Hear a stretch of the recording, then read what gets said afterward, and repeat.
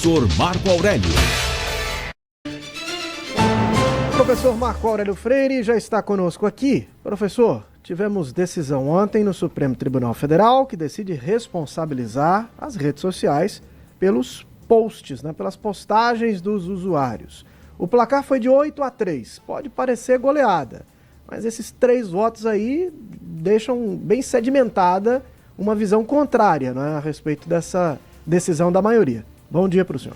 Bom dia, Vitor. Bom dia aos ouvintes do Manhã Cidade. Bom dia também a Renata Torres. A gente já vai primeiramente abrindo aqui a coluna professor. Com esses parabéns, Renata, para você e para a Vitória Oliveira. Sim. Também. Né? É uma felicidade trabalhar aqui com vocês e muito sucesso para vocês nessa jornada da vida. Obrigada, tá?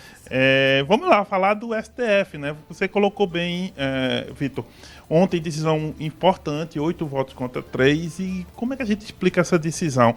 Olha só, ela foi em cima de uma lei chamada Marco Civil da Internet, que tinha um artigo 19 que falava que a regra geral era que você só conseguiria retirar alguma coisa da rede por meio de uma ordem judicial. E isso foi alterado.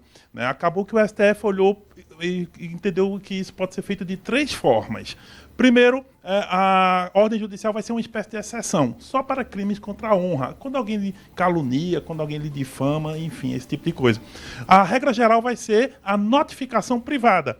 Né? A pessoa está ali com um post que é de algum modo ofensivo, faz a notificação privada e aí já deveria ser retirado da rede. E há uma terceira forma que é uma automática, né? Que é quando a própria rede, a dona daquela rede social precisa tirar automaticamente. Essa também foi uma segunda saída, ou seja, são 3 formas agora que vão ser observadas. Por quê? Porque eles deixaram o artigo 19 de lado, consideraram ele em parte inconstitucional e adotaram o artigo 21 do mesmo Marco Civil.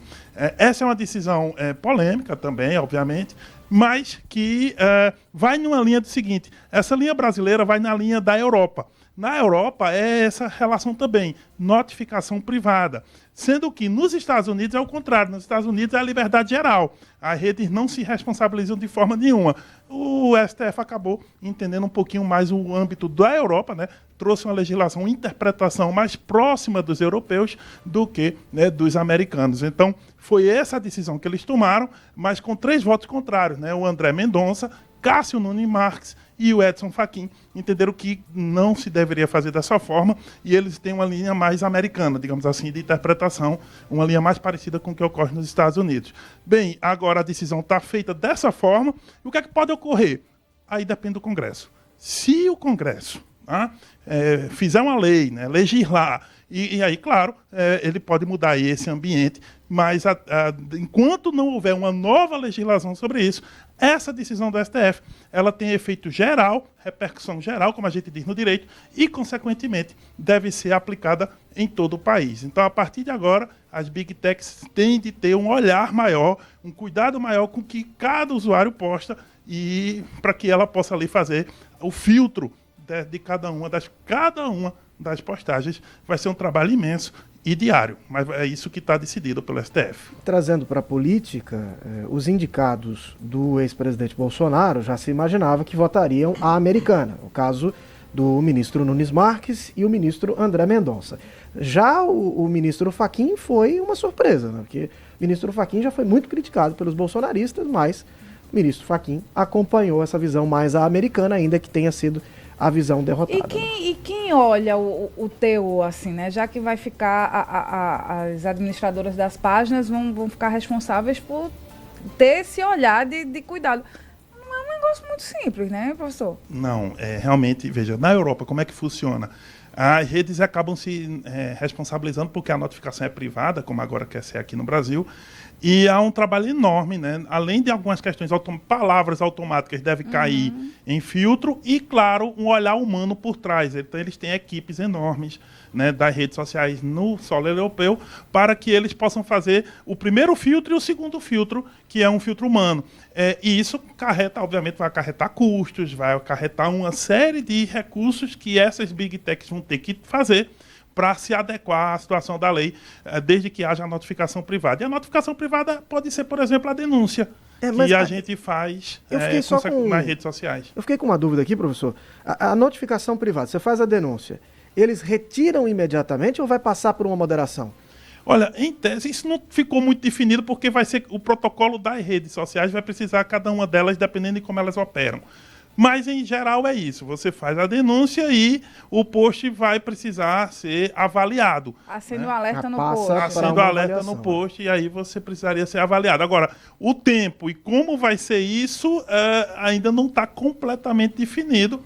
O que importa é que, em linhas gerais, uma vez que houve a denúncia, uma vez que houve... E há alguns critérios. Alguns dos critérios são se é crime, se tem a ver com, por exemplo, pedofilia, ofensas de raça, misoginia, crimes contra as mulheres. Há uma série... O STF, na decisão, definiu alguns tópicos. Agora, a partir desses tópicos, o resto vai ser interpretação, entende? Esse é um ponto também bem importante. Mas alguns tópicos, alguns crimes... Né, por exemplo, crimes contra pedofilia, como a gente falou, né, crimes contra minorias em geral, tudo isso aí vai entrar nesse rol.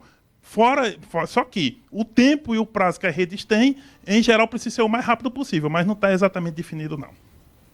Bom, um segundo assunto aqui, professor, foi decisão do presidente Lula sobre favelas que descontentou a Polícia Militar e o governador do estado de São Paulo, Tarcísio de Freitas. Olha, parece que 2026 começou, sabe? O que ocorreu foi que... 2026 não só se discute 2026. Para fins de resposta... Vamos lá. Para fins Tô chocada. Para fins de consumo geral, eles dizem 2026 só em 2026. Mas, na verdade, né, 2026 já começou. E ontem tivemos uma espécie de pré-embate, né? Entre Lula e Tarcísio de Freitas, que pode ser candidato presidencial. Vê só, ontem Lula fez um evento na favela do Moinho, em São Paulo, e essa favela está ela está passando por um processo social de retirada mesmo, né? As pessoas vão sair retiradas do local para outros locais. Só que, no evento, algumas moradoras tiveram a palavra e criticaram a PM de Tarcísio de Freitas, dizendo que pediram socorro ao Lula, para que o Lula socorresse as pessoas, para evitar que a PM chegasse lá de forma muito truculenta. E aí foi feito todo o evento e tal, só que Tarcísio respondeu isso depois. Né? Tarcísio disse que, na verdade, são 386 famílias nessa favela, 186 já foram contempladas, as pessoas vão receber até R$250 mil, 180 mil do governo federal e 70 mil do governo paulista. E para que elas possam ser retiradas, enfim, levadas para outro lugar, e as pessoas vão ser contempladas no núcleo familiar, tendo até R$4.700. Tarcísio disse que não tinha nada de truculência, ao contrário. Ele foi lá para, em vez de fazer evento, ele foi lá para resolver. Então você vê o tom político das falas, né? O Lula vem com essa história de se tornar uma espécie de protetor das pessoas. E o Tarcísio disse que não teve nada disso, que ele não fez evento, ele foi resolver o problema. E foi bom que o governo federal veio em parceria, ou seja, ele disse que o projeto é paulista, mas o governo federal veio em apoio. Enfim, no final das contas, ambos estão disputando o quê? O protagonismo, a ideia de sensibilidade social e, claramente, a forma como eles vão tentar trazer narrativas para 2026. Mas que 2026 já começou e o território de disputa hoje é São Paulo. Professor Marco Aurélio Freire, muito obrigado e até amanhã. Até amanhã.